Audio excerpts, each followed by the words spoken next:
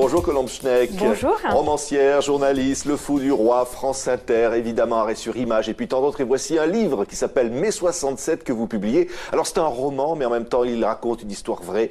Ces années 67 en France où l'on découvre l'amour libre, où l'on découvre la pilule et la mini-jupe et surtout Brigitte Bardot. Oui, Brigitte Bardot, qui en mai 67 est la fille la plus belle du monde.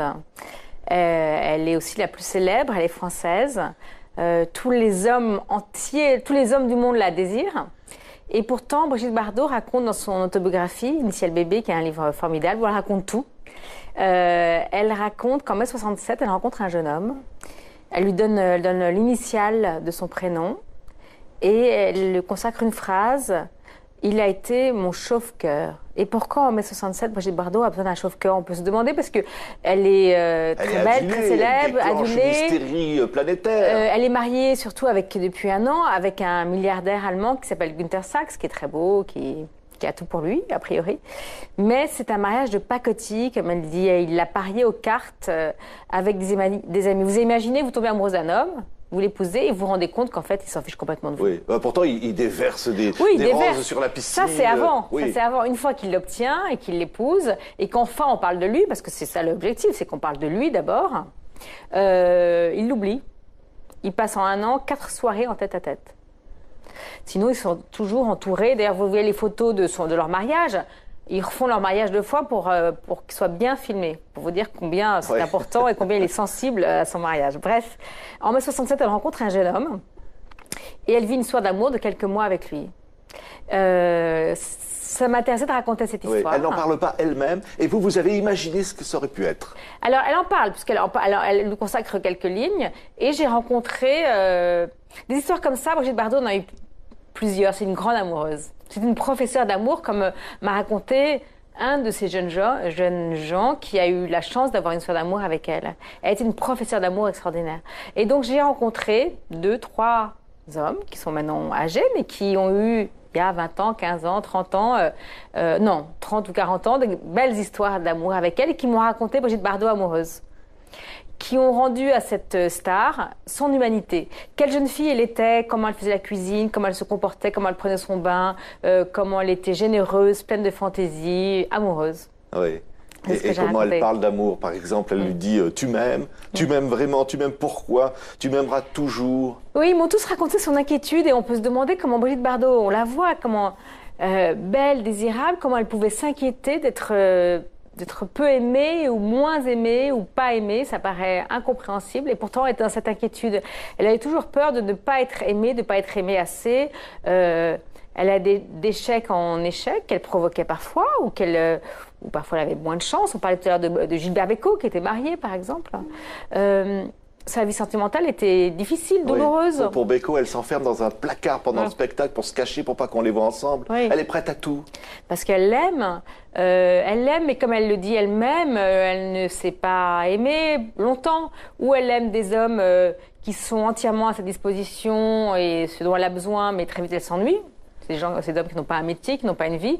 Ou elle aime des hommes qui ont une vie, qui ont un métier et qui doivent partir, qui ne peuvent pas être avec elle constamment. Et elle, ça ne fonctionne pas parce qu'elle les trompe ou parce qu'elle elle supporte pas d'être seule. Donc je voulais raconter cette vie amoureuse, comment la fille la plus belle du monde peut aimer et être aimée. Oui, alors on est en mai 67, elle tourne avec Louis Malle, avec Alain Delon, tout le monde pense qu'il va y avoir une idylle entre eux, ce qui ne sera pas le cas. Elle tourne une histoire extraordinaire d'Edgar Allan Poe, et puis là, elle va rencontrer, selon vous, un costumier juif marocain, et avec qui elle va faire découvrir l'amour, en quelque sorte. C'est une histoire qui existe et que j'ai inventée. Disons que elle en parle. Elle a une histoire d'amour sur ce tournage en mai 67 avec un jeune homme. Mais le jeune homme que je décris dans ce livre est un personnage entièrement romanesque. Mais j'ai suffisamment interrogé, disons, des jeunes gens qui ont eu une histoire réelle avec elle, qui m'ont raconté vraiment comment c'était d'être aimée, d'aimer Brigitte Bardot, que j'espère avoir finalement raconté quelque chose de vrai. Oui. Et alors, qu'est-ce qu'elle dit sur l'époque? Qu'est-ce qu'elle dit sur le monde? Alors, c'est une période extraordinaire, c'est une parenthèse enchantée, mai 67. Et c'est aussi pour ça que j'avais envie de raconter cette histoire, c'est que en mai 67, c'est le dépôt de la loi sur la contraception à l'Assemblée nationale, c'est les premières mini-jupes, c'est la révolution sexuelle, c'est le début du prêt-à-porter, c'est le Summer of Love en musique, c'est All You Need Is Love des Beatles. Et elle incarne cette révolution.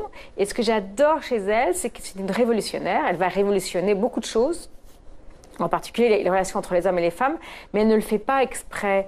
C'est une révolutionnaire désinvolte. Oui, Elle est très libre, mais elle ne respecte pas les règles. Elle a une éducation très bourgeoise, elle est très bien élevée, mais elle ne respecte pas les règles. Et c'est ce que je trouve admirable et qui me plaît beaucoup chez elle. Oui. Alors à cette époque, il y a Rivette qui sort La religieuse, qui fait scandale. Il y a Belle de jour avec Catherine Deneuve. Vous racontez, elle va voir Belle de jour. Elle trouve ça scandaleux, elle déteste la pornographie. Elle n'aime pas la perversité.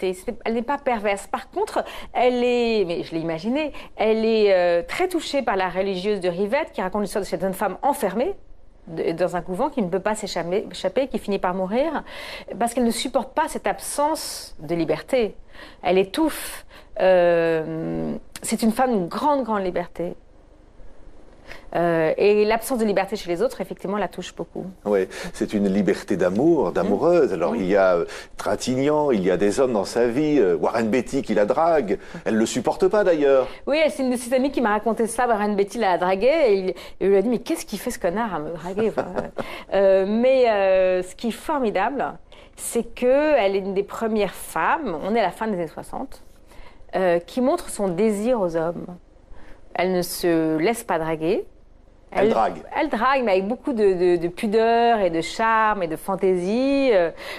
Un des jeunes gens que j'ai rencontré m'a dit, mais je ne pouvais même pas imaginer avoir une histoire d'amour avec elle. C'est elle qui me cherchait de façon très charmante. Et comme je le raconte dans le livre, c'est vrai. C'est-à-dire que elle lui propose de venir dans sa chambre lui raconter une histoire. Mais il croit que vraiment, elle va lui raconter une histoire. Il ne peut pas imaginer que c'est pour faire autre chose que lui raconter une histoire tant il est naïf. Elle est dans l'échec amoureux et c'est très triste.